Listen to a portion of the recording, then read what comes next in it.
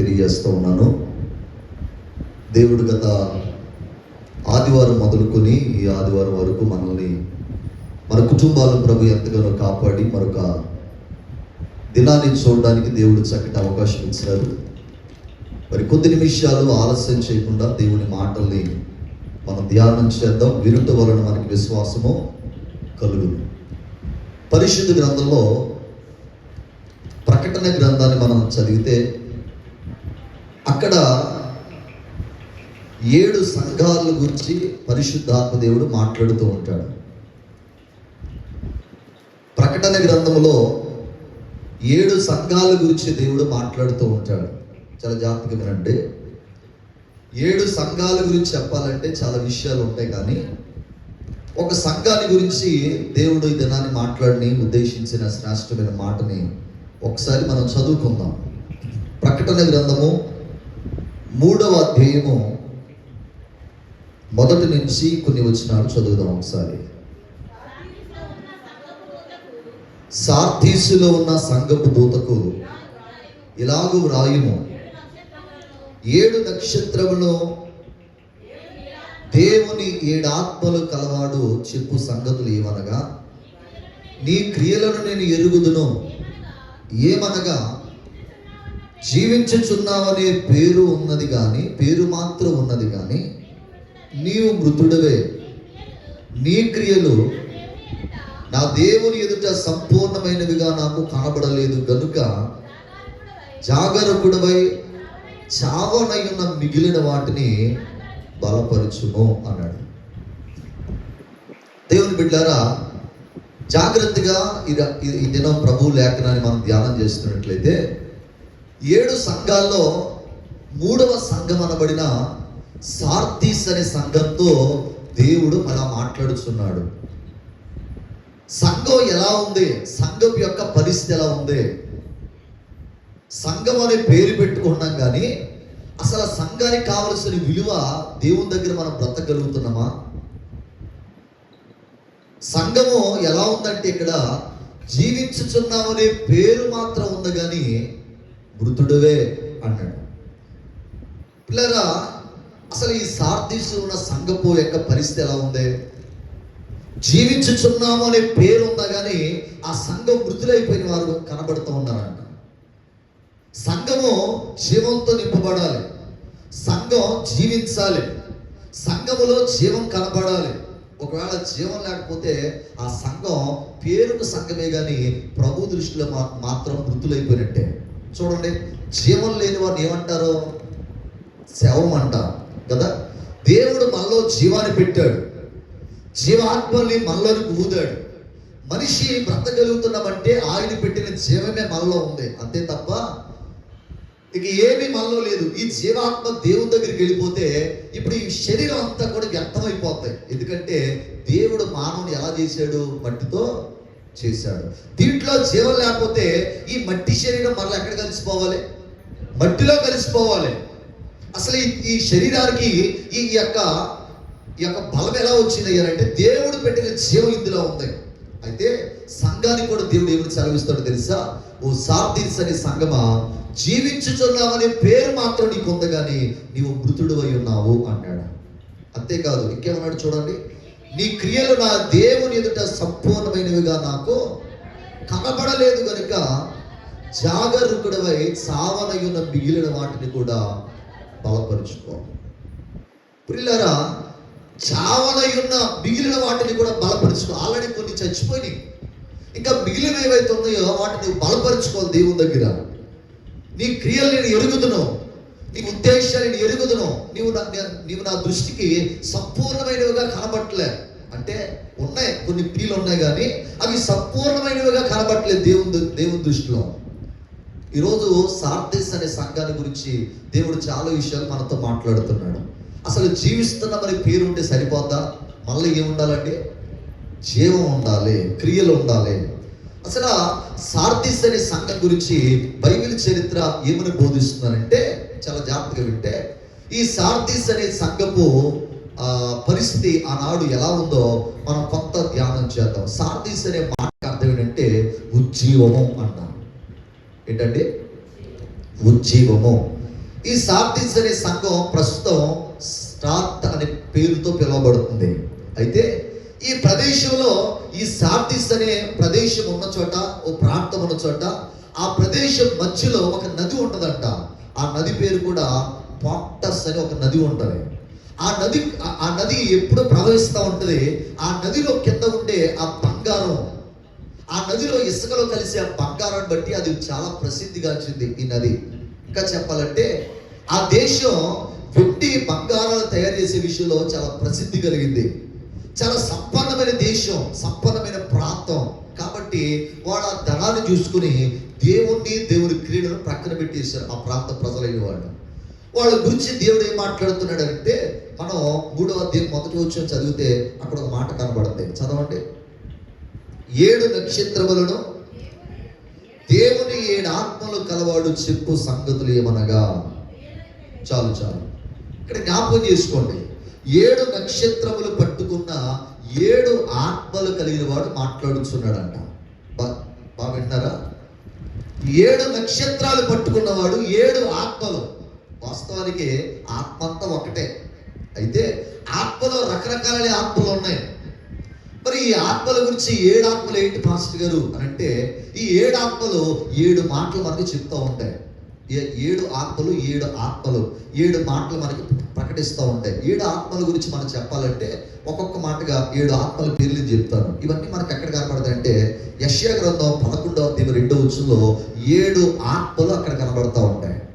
చూడండి, యెషయా గ్రంథం 11వ అధ్యాయం 2వ వచనం. చూడండి, ఒకటే జ్ఞానమునకు ఆధారమగు ఆత్మ. చెప్పండి ఆ మాట ఒకసారి నాతో అందరూ. మొదటి ఆత్మ ఏంటండి? జ్ఞానమునకు ఆధారమగు ఆత్మ. రెండవది వివేకమునకు ఆధారమగు ఆత్మ. చెప్పండి రెండవది.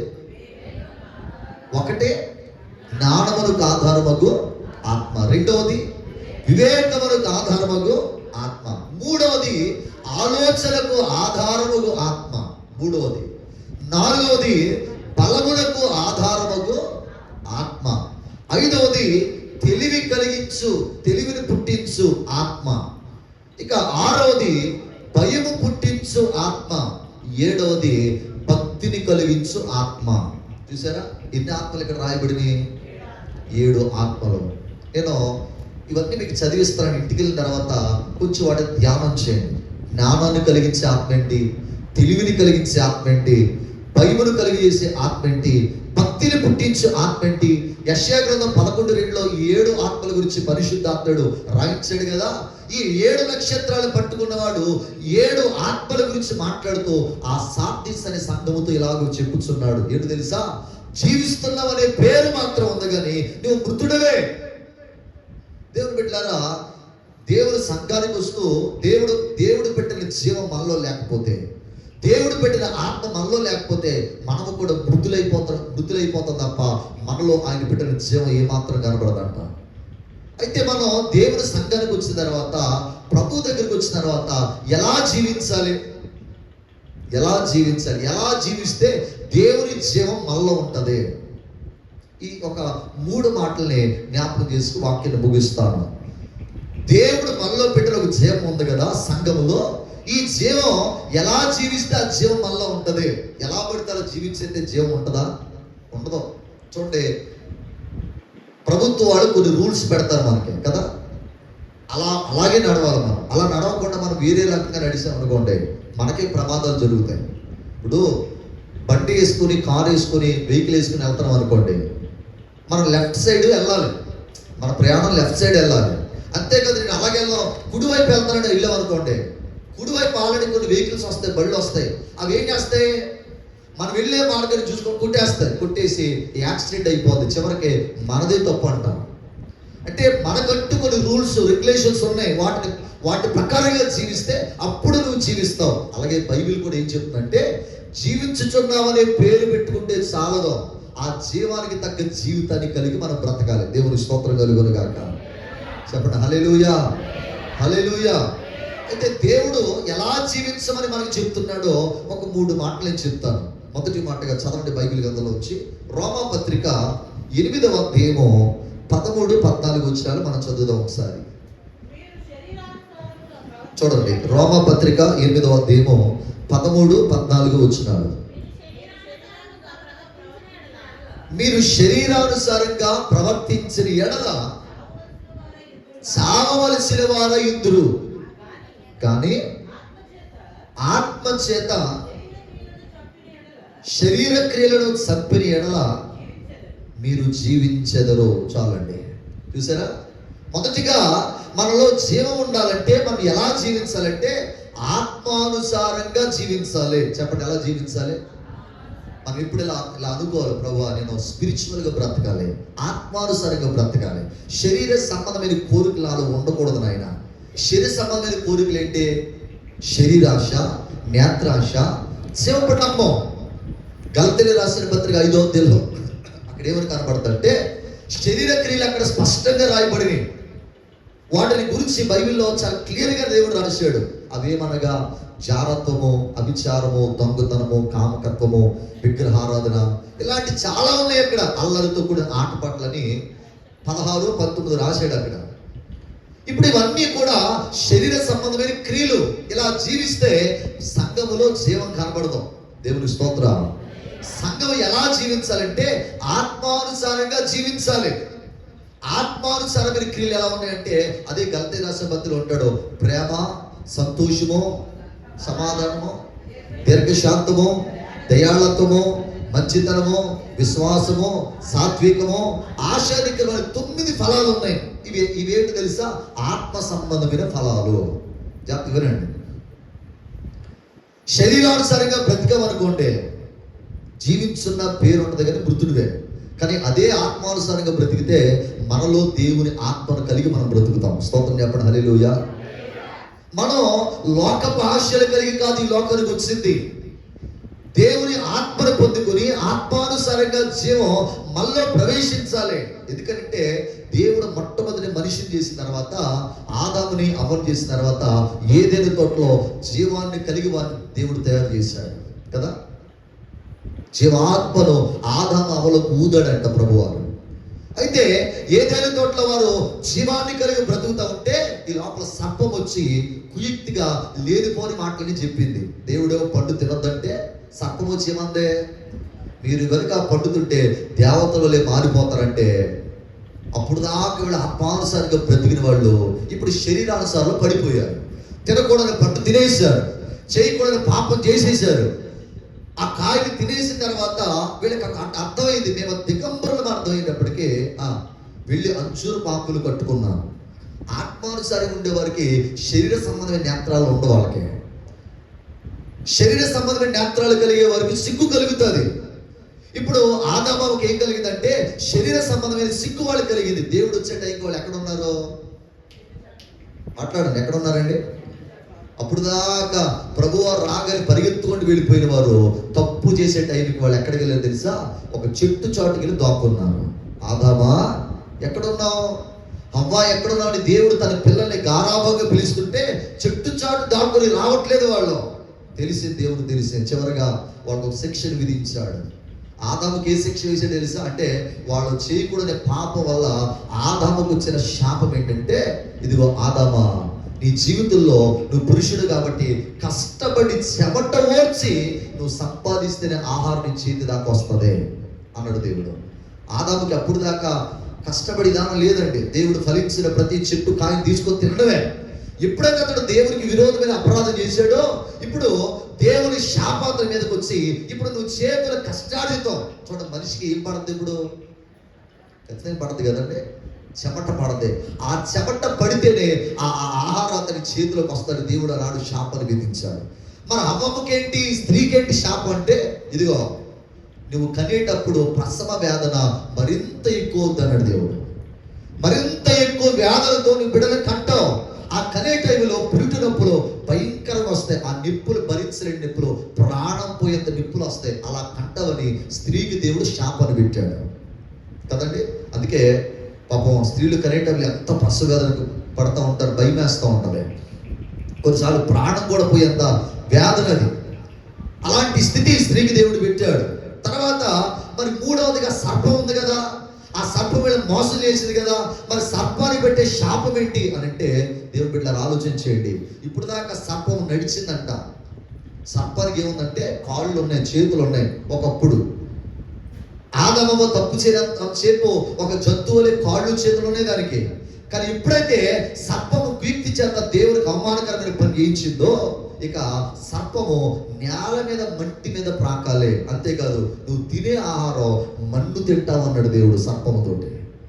సాతానికి పెట్టిన శాపం ఏంటంటే, సర్పానికి పెట్టిన శాపం ఏంటంటే, నేల మీద తిరుగుతావు, మట్టి నీవు తింటావు అన్నాడు. మన్ను దేనికి సాదృశ్యం అంటే శరీరానికి సాదృశ్యము. వింటారా?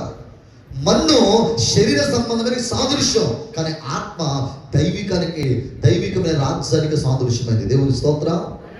ఇక అర్థమని చెప్తారు. మన్ను మట్టి నేల నుంచి తీయబడింది కదా. జీవం ఎక్కడి నుంచి వచ్చింది? దేవుని దగ్గర నుంచి, పరలోకం నుంచి వచ్చేది జీవం. ఇప్పుడు మనం ఎలా బ్రతకాలో మనం డిసైడ్ చేసుకోవాలి. జీవాన్ని కలిగి బ్రతకాలా, శరీరానికి సారంగా నువ్వు బ్రతకాలా? జీవం కలిగి బ్రతికితే పరలోక రాజ్యంలో జీవాధిపతి దగ్గర సదాకాలం ఉంటావు. అదే శరీరానుసారంగా బ్రతికితే సాతాను వలె మట్టిలో బ్రతుకుతావు. నువ్వే ఆలోచన చేసుకో. ఎలా జీవించాలి అని అంటే, ఒకటే ఆత్మానుసారమైన క్రియలతో మనం బ్రతకాలి. దేవుని స్తోత్రం కలుగును గాక. చెప్పండి హల్లెలూయా. సాతానుగాడు ఎన్నో ఎన్నో ఎన్నో శోధనలు పెట్టి మన జీవితాన్ని శరీర సంబంధాల వల్లే మార్చేస్తాడు. వాడికి అవకాశం మనం ఇవ్వకూడదు. ఎందుకంటే సాతానుగాడు చాలా కుయుక్తి కలిగిన వాడు. సాతాను చాలా కుయుక్తి కలిగిన వాడి చేతిలో మనం పడిపోకూడదు. అయితే జాగ్రత్తగా మనం వాక్యాన్ని మనం ధ్యానం చేస్తే చదవండి. కొరింథీయులకు రాసే 2వ పత్రికలో ఒక మాట మనకు కనబడుతుంది. 10వ అధ్యాయం 4వ వచనం. తొందరగా చదవండి. 2వ కొరింథీయులకు రాసిన పత్రిక 10వ అధ్యాయం 4వ వచనం. రైట్. మా యుద్ధోపకరణాలు శరీర సంబంధమైనవి కావు, కానీ దేవుని ఎదుట దుర్గములను పడద్రోయ చాలినంత బలము కలిగినవి. చాలండి. దేవుని స్తోత్ర. చూడండి, పౌలు గారు ఇక్కడ అన్నాడు ఏమని తెలుసా? మా యుద్ధోపకరణాలు శరీర సంబంధమైనవి కావు అన్నాడు. గత రాత్రి కూడా ఈ మాటలని జ్ఞాపకం చేశాడు. యుద్ధం చేసేవాడికి ఏం కావాలి? కత్తి కావాలి, డాములు కావాలి, శరీర సంబంధమైన కావాలి. ఎవరైనా ఏదైనా ఒక మాట అంటే తిరిగి నోటితో పలు రకాలైన మాటలు మనం మాట్లాడేస్తాం. వ్యక్తమైన మాటలు మాట్లాడేస్తాం. బూతులతో తిడతాం వాళ్ళని. ఎంచో ఇష్టానుసారంగా మాట్లాడేస్తాం. ఇవి మన శరీర సంబంధమైన యుద్ధోపకరణాలు. కానీ ఆత్మ సంబంధమైన వాడికి ఇటువంటి యుద్ధోపకరణలు అక్కర్లే. యుద్ధం చేసేవాడికి ఇవేం అక్కర్లే. ఎందుకనంటే ఆత్మ సంబంధుడు ఆత్మ వల్ల కార్యాలు జయిస్తాడు. అమ్మని చెప్పండి. మోషే గారు కొండ మీద ప్రార్థన చేస్తుంటే చేతులెత్తి కింద ఇశ్రాయేలుకి ఐగుప్తులకి యుద్ధం ఫిలిస్తీన్కి యుద్ధం జరుగుతుంది. అలాంటి పరిస్థితిలో మోషే చేతులు అంత సేపు కూడా ఇశ్రాయేలు ప్రజలకి దేవుని బిడ్డకి జయం కలిగింది. మోషే చేతులు బరువు ఎక్కువ కింద దించేస్తే ఇశ్రాయేలు ఓడిపోతున్నారు. నాకు అర్థం చేసుకున్నారా? మోషే చేతులెత్తే మోషే ప్రజలకేమో జయం కలుగుతుంది, చేతులు దించేస్తే వాళ్ళు ఓడిపోతున్నారు. అంటే ఇప్పుడు యుద్ధంలో జయం ఎక్కడుందంట? మోషే గారు ఎత్తిన హస్తాల్లో ఉందండి. దేవుని స్తోత్ర. నువ్వు పోరాడేది శరీర సంబంధంతో కాదు, ఆత్మ సంబంధం ఎంత కాదు, శరీర సంబంధంతో పోరాడుతున్నావు, చీకటి సంబంధంతో పోరాడుతున్నావు. అలా పోరాడేటప్పుడు నువ్వు కూడా ఆయన వైపు మోషే వాళ్ళ చేతులు ఎత్తగలిగితే అది ఆత్మానుసారమైన జీవితాన్ని మనకు జ్ఞాపకం చేస్తుంది. అందుకనే సార్దీసులో ఉన్న సంఘంతో దేవుడు ఇలా మాట్లాడుతున్నాడు. ఓ సంఘమా, నువ్వు ఎలా జీవించాలంటే ఆత్మానుసారంగా జీవించాలి. అనంటే ఎలా జీవించాలి? శరీర క్రియలు ఈ లోకంతో అంతమైపోతాయి, కానీ ఆత్మ సంబంధ క్రియలు ప్రభువుతో సదాకాలం నిలిచి ఉంటాయి. ఆమేన్. కాబట్టి ఆత్మానుసారంగా బ్రతకడం ఎలా నేర్చుకోవాలో, ఆత్మానుసారంగా ఎలా ప్రవర్తించి నేర్చుకోవాలో మనం అలా బ్రతకాలి. అంతేగాని లోకంలో శరీరసారంగా బ్రతుకుతున్నారండి. నేను బ్రతుకుతానంటే వాళ్ళకు వచ్చే నరకం నీకు కూడా వస్తుంది. అగ్ని ఆరదు, పురుగు చావదు. అటువంటి భయంకరమైన పాతాళానికి వెళ్ళిపోతాం. మొదటి మాటగా చెప్పారు. రెండో మాటగా ఎలా జీవిస్తే దేవుని రాజ్యంలోకి వెళ్తాం. చదవండి.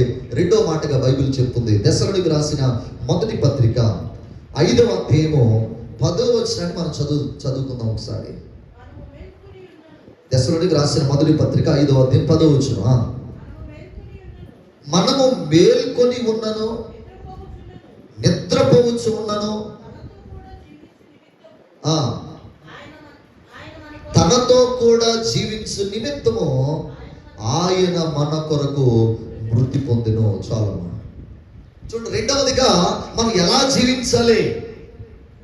జీవిస్తామన్న పేరు మాత్రం ఉంటే సరిపోదు కదా, అందులో ఎలా జీవించాలో మనం నేర్చుకోవాలి. ఒకటే ఆత్మానుసారంగా జీవించాలి. చెప్పండి, ఎలా జీవించాలి? అందుకే సేవకుడిలా పాడాడు, ఏమని? శరీర క్రియలన్నీయో నాలో నశింపచేయుమయా, జీవనదిని నా హృదయములో ప్రవహింపచేయుమయా, ఆత్మీయ వరములతో నన్ను అభిషేకం చేయుమయా, ఆత్మీయ వరములతో నన్ను అభిషేకం చేయుమయా,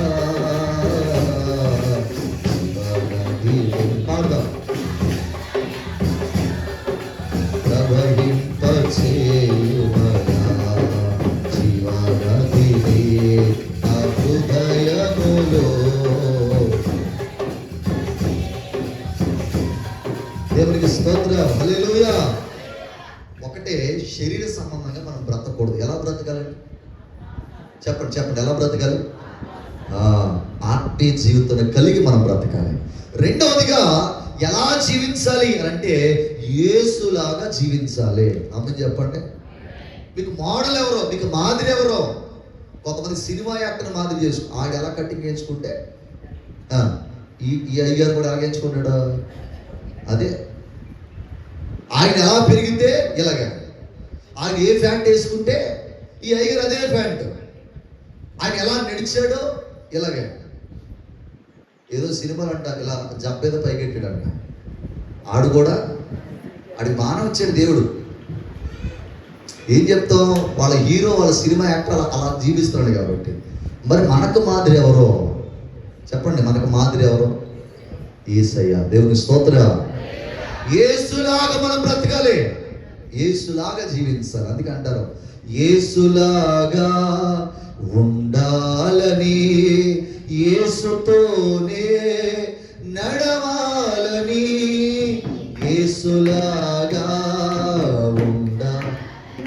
చెప్పండి, యేసుతోనే నడవాలని, నడవాలని, బ్రతకాలని, నడవాలని, బ్రతకాలని, యేసునందే ఆనందించాలని, యేసునందే ఆనందించాలని.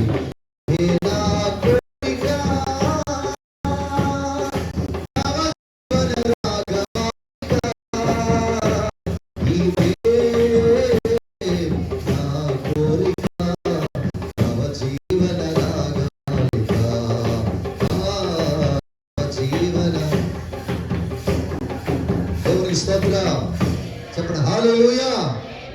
ఎలా జీవించాలి తెలుసా? రెండవదిగా యేసులాగా మనం జీవించాలి. ఆమేన్.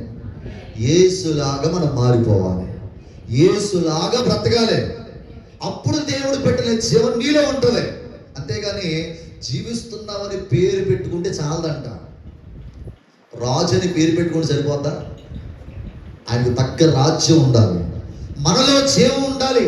అప్పుడు మనం జీవిస్తున్నామనే పేరుకు తగ్గ జీవితాలు మనం కలిగి బ్రతుకుతాం. అలా బ్రతకాలంటే రెండో మాటగా యేసయ్యలాగా బ్రతకడానికి తీర్మానం తీసుకోవాలి. అదే దశలోనికి రాసిన పత్రిక 5వ అధ్యాయం 10వ వచనం చదివాం కదా, 11వ వచనాన్ని కూడా చదవండి ఒకసారి. 5:11. కాబట్టి మీరిప్పుడు చేయించున్నట్లుగానే ఒకరినొకడు ఆదరించుకుని ఒకరినొకడు క్షేమాభివృద్ధిని మీరు కలుగు చేసుకోవాలి. చాలండి. అంటే యేసులాగా బ్రతకడం అంటే ఏంటో తెలుసా? అక్కడ ఏమి రాశాడంటే, ఇదిగో కాబట్టి మీరు ఇప్పుడు చేయించున్నట్టుగానే ఒకరిని ఒకడు ఆదరించుకోవాలి. యేసయ్య అందరినీ ఆదరించాడు, ఆయన అందరినీ ప్రేమించాడు. ఈనాడు ఆదరణ తక్కువైపోయింది, ఆదరణ కుదువైపోయింది.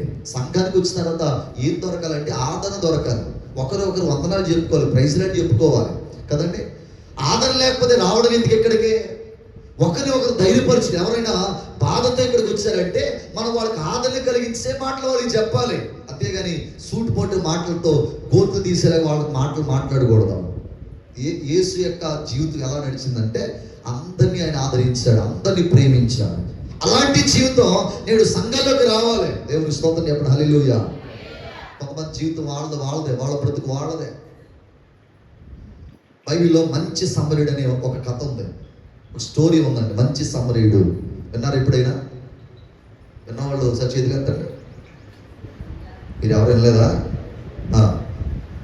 చెప్తే నేను వినకపోతే. కథలంటే మనకు బాగా ఇష్టం కదా. ఒక వ్యక్తి యెరూషలేము నుండి యెరికోకు దిగి వెళ్తాడంట. ఎక్కడి నుంచి ఎక్కడి వరకు? యెరూషలేము పైన ఉంది, యెరికో ఏమో కింద ఉంది. వెళుతున్న దారి మధ్యలో దొంగలు పడ్డారు, అతని మీద కొట్టారు, ప్రాణంతో కొట్టి అతని దగ్గర ఉన్న వస్త్రాలు, అతని దగ్గర ఉన్న ఆస్తి అంతా పట్టుకుని వెళ్ళిపోయారు. అతడు దెబ్బలు పడిపోయి రోడ్డు మీద అలా పడిపోయాడు. వినండి. అలా దెబ్బలు పడిపోయిన వ్యక్తిని సాధారణంగా అయితే ఏం చేయాలి? హాస్పిటల్ తీసుకుని వెళ్ళాలి. అయితే అదే దారిలో ఒక వ్యక్తి వెళ్తున్నాడంట. అతడు యాజకుడు వెళ్తున్నాడు. ఎవరండి? యాజకుడు అంటే ఎవరు తెలుసా? సేవకుడు, దైవజనుడు. వెళుతూ ఆ పడిపోయిన దెబ్బలతో ఉన్న వ్యక్తిని చూశాడు. కానీ అయ్యో నాకెందుకులే, ఒకవేళ తను తీసుకెళ్ళి హాస్పిటల్ అడ్మిట్ చేస్తే నా మీదకి వస్తుందేమని పక్క నుంచి వెళ్ళిపోయాడు ఆ వ్యక్తి. ఒక సేవకుడు, యాజకుడు. రెండోవాడు ఇంకొక వ్యక్తి వచ్చాడంట. అతడు లేవీయుడు. లేవీయుడు అంటే యాజకత్వానికి సపోర్ట్గా ఉండేవాడు, అంటే సంఘానికి ఒక సంఘ పెద్ద లాంటివాడు. అలాంటి వ్యక్తి చూసి పక్క నుంచి వెళ్ళిపోయాడు. అతడు కూడా మాకెందుకులే అని. కానీ ఇక మూడో వ్యక్తి వచ్చాడండి. అతడే సమరయుడు. ఎవరండి? సమరయుడికి అసలు దేవుడు అంటే తెలవదు. సమరయుడు అంటే దేవుని గురించి జ్ఞానం అతనికి లేదు. కానీ దెబ్బలతో పడిన వ్యక్తిని అంట అతడు గాడిద మీద ఎక్కించుకొని తీసుకొని వెళ్ళి పోట కూలివాడి ఇంటికాడ పెట్టాడు. అంటే హాస్పిటల్ దగ్గర పెట్టాడు. పెట్టి కొంచెం అతనికి వైద్యం చేయించుకొని డబ్బులు ఇచ్చి, నేను మళ్ళీ వస్తాను, మళ్ళీ వచ్చినప్పుడు కాస్త డబ్బులు ఇస్తాను, ఇతను బాగు చేయని చెప్పాడు. ఇప్పుడు చూడండి, ఇలా ముగ్గురులో యాజకుడు గొప్పోడా, లేవీయుడు గొప్పోడా, సమరయుడు గొప్పోడా? వాళ్ళ యొక్క పోస్టులు బట్టి కాదు, వాళ్ళు చేసే సేవలు బట్టి కాదు. ఆ రోజు ఆ వ్యక్తిని ఎవరైతే పరిచయం చేశారో, పరిచారకుడు లేవనెత్తాడో ఆ సమరయుడి పేరు బైబిల్లో లెక్కించబడింది. దేవుని స్తోత్రం. ఈరోజు నీవు నేను కూడా సంఘానికి వచ్చి వెళ్ళిపోతే చాలదు, కానీ మంచి సమరయుడి వలె ఆదరించే మాటలు వారికి చెప్పాలి, ధైర్యం కలిగించే మాటలు వారికి చెప్పాలి. అది యేసు లాంటి యొక్క జీవితానికి, మనస్తత్వానికి నిదర్శనం. ఇంకా మీరు 11వ వచనం కూడా చదవండి ఒకసారి. 11వ వచనం. వారి యొక్క పనిని బట్టి వారిని ప్రేమతో మిక్కిలి ఘనముగా ఎంచవలనని కోరుకొనుచున్నాను, మరియు ఒకరితోనొకడు సమాధానముగా.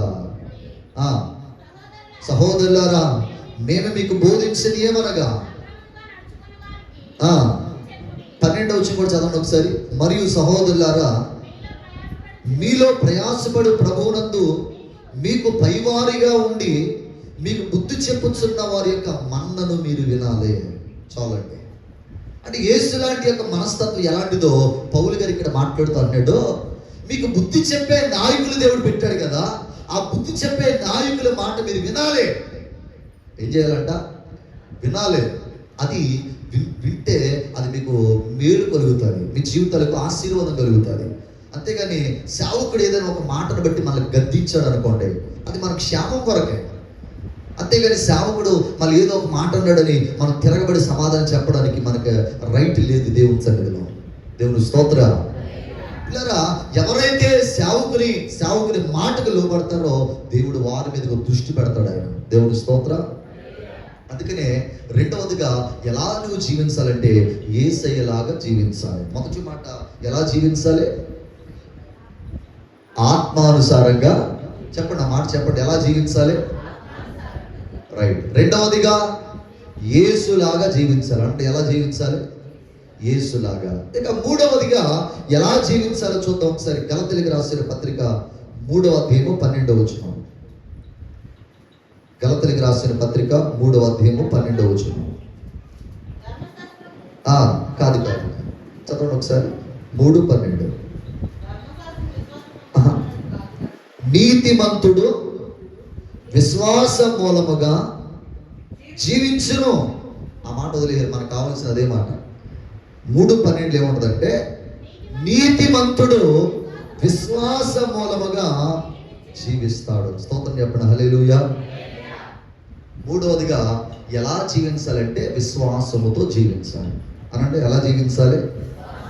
మన పునాది, క్రైస్తవ పునాది దేని మీద కట్టబడిందండి? విశ్వాసం మీదే. రాత్రి కూడా ఈ విషయాన్ని జ్ఞాపకం చేశాను కదా, విశ్వాసం గురించి. మనం విశ్వాసం ద్వారా మన కుటుంబాలు కట్టుకోవాలి. అంతేగాని అవిశ్వాసంతో ఏది అడిగినా కూడా ప్రభు చేయరు కదా. విశ్వాస సంబంధమైన జీవితం ఏమండి మన కుటుంబాలకు దేవునికి స్తోత్రం కలుగునుగా. చెప్పండి హల్లెలూయా. అదే గలతీయులకు రాసిన పత్రిక 2వ అధ్యాయం 20వ వచనం కూడా ఒకసారి చదవండి. గలతీయులకు రాసిన పత్రిక 2వ అధ్యాయం 20వ వచనం. నేను క్రీస్తుతో కూడా సిలువ వేయబడుచు ఉన్నాను. ఇకను జీవించువాడు నేను కాదు, క్రీస్తే నా యందు జీవించుచున్నాడు. జీవితము నన్ను ప్రేమించి నా కొరకు తనను తాను అప్పగించుకొనిన దేవుని కుమారుని అందరి విశ్వాసము వలన జీవించుచున్నాడు. చూడండి ఎలా జీవిస్తున్నాడో తెలుసా? విశ్వాసమందలి జీవిస్తున్నాడు అంట. దేవుని స్తోత్రం. ఎలా జీవిస్తున్నాడు? అది మనము నమ్మాల్సింది ఎవరంటే దేవుని నమ్మాలి. కానీ మనం ఏం చేస్తాం చెప్పండి? మనుషులు నమ్ముతాం, మానవులు నమ్ముతాం. నమ్మి నమ్మి నమ్మి చివరికే ఆ నమ్మకమే గుడ్డితనం అయిపోద్ది. వాళ్ళే మనల్ని మోసం చేసే వాళ్ళకి మారిపోతూ ఉంటారు. ఓ 30-40 సంవత్సరాలు వాళ్ళతో స్నేహం చేసి అన్ని విషయాలు పంచుకుంటే వాళ్ళకి మనకి చిన్న తేడా వచ్చింది అనుకోండి, మనం చెప్పిన ప్రతి విషయాలన్నీ కూడా మన గురించి చెడ్డగా చెప్పడం మొదలు పెడతాం. అవునంటారా కాదంటారా? మనం ఎవరినైతే నమ్మామో ఓ 30-40 సంవత్సరాలు మనతో బాగా కలిసి ఉన్నారు, మంచోళ్ళు అని చెప్పుకున్నామో, మన బాధలన్నీ మన కష్టాలన్నీ చివరికే వాళ్ళే మన గురించి ఒకరోజు చెడ్డగా చెప్పడం మొదలు పెడతామంట. నమ్మి మోసపోయే కంటే మనుషులు నమ్మడం వ్యర్థమని బైబిల్ చెప్తుంది కదా. మనుషులు నమ్ముట వ్యర్థం, మనుషులు ఆశ్రయించుకుని వ్యర్థం. యెహోవాను నమ్ముకున్న వాడు ధన్యుడని కీర్తనగాడు స్పష్టంగా చెప్తున్నాడు. మనం నమ్మాల్సింది ఎవరండి? మనుషులందరినీ ప్రేమించాలి, కానీ నమ్మాల్సింది మాత్రం దేవుని మాత్రమే. స్తోత్రం కలుగును గాక. చెప్పండి హల్లెలూయా. మనుషులు నమ్మి కొన్నిసార్లు మనం మోసపోయి మన జీవితాలు నాశనం చేసుకున్నాం, అంతే. నాశనం చేసుకున్నాం చివరికే. అందుకనే ఈరోజు బంధుత్వాలు ఎలా అయిపోయినంటే కొంతవరకే. కానీ మనం ఆధారపడవలసింది ఎవరు తెలుసా? పరిపూర్ణంగా దేవుని మీద ఆధారపడగలిగితే ఆ విశ్వాస జీవితానికి అద్భుతమైన దీవెన కలుగుతుంది. స్తోత్రం కలుగును గాక.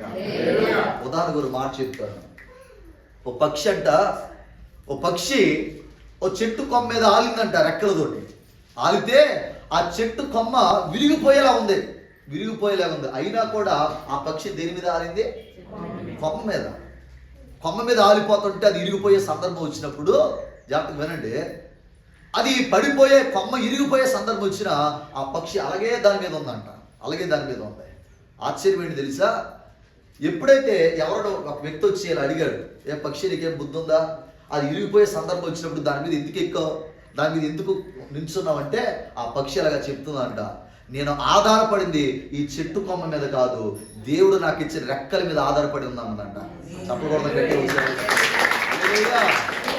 ఆధారపడింది చెట్టు కొమ్మ మీద కాదు, దేవుడు నాకు ఏదైతే రెక్కలు ఇచ్చాడో ఆ రెక్కల మీద నేను ఆధారపడ్డానో. ఈరోజు నేను ఆధారపడవలసింది ఎవరి మీద చెప్పండి? దేవుని మీద. విశ్వాసం ఉంచవలసింది ఎవరి మీద? కొమ్మ మీద ఆధారపడినట్లుగా చాలా మంది లోక మనుషుల మీద ఆధారపడి జీవితాన్ని పాడు చేసుకుంటున్నారు. అయితే నీతిమంతుడు విశ్వాస మూలంగా జీవిస్తాడు. మనం బ్రతికే ఈ జీవితం దేవుని మీద ఆధారపడి జీవిస్తే ఇంకా అద్భుతమైన జీవితాన్ని ప్రభు మనకి ఇస్తాడండి. అందుకనే సార్దిస్సులో ఉన్న సంఘంతో ప్రభు ఇలా మాట్లాడుతున్నాడు, జీవించుచున్నావని పేరు మాత్రం ఉంది కానీ నీవు మృతుడివే. మనలో జీవం ఉండాలంటే మనం ఎలా జీవించాలో మొదలుగా తెలుసుకోవాలి. ఎలా జీవించాలంటే ఒకటే ఆత్మానుసారంగా జీవించాలి, రెండవది యేసులాగా జీవించాలి, మూడవది విశ్వాసముతో మనం జీవించాలి. అలా జీవిద్దాం, దేవుని కొరకు సాక్ష్యాన్ని కాపాడుకుని బ్రతుకుదాం. అట్టి కృప దేవుడు మనందరికీ దయచేయును గాక. ఆమేన్. ప్రార్థన చేద్దాం, తల వంచండి, కళ్ళు మూద్దాం. పరిశుద్ధుడా, గొప్ప దేవుడా, మహోన్నతుడా, దయగలిగిన మా తండ్రి, కృపగలిగిన యేసయ్య, నీ పరిశుద్ధమైన పాదాలకు వందనాలు చెల్లిస్తా ఉన్నాం.